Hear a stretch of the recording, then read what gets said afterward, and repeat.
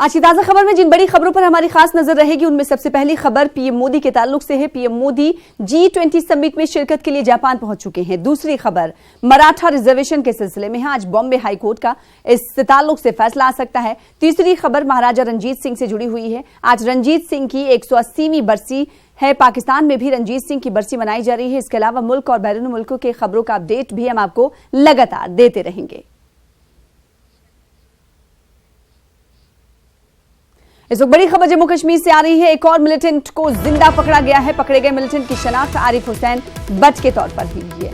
इस वक्त की बड़ी खबर आपको जम्मू कश्मीर से दे रहे हैं। एक मिलिटेंट को जिंदा पकड़ा गया है। पकड़े गए मिलिटेंट की शनाख्त आरिफ हुसैन बट के तौर पर हुई है।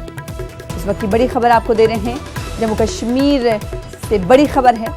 इससे पहले भी एक मिलिटेंट को पकड़ा गया था जिंदा और एक बार फिर से एक और मिलिटेंट को जिंदा पकड़ा गया है।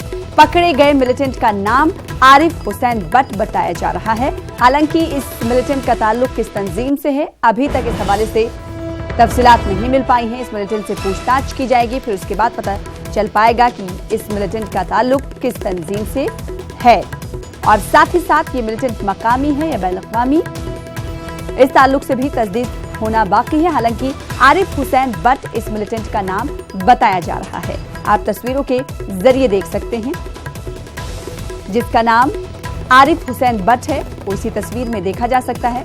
इसे आज फौज की जानिब से पकड़ा गया है, जिंदा पकड़ा गया है। जिंदा पकड़ने में कामयाबी हासिल की गई है। इसका नाम आरिफ हुसैन बट बताया जा रहा है।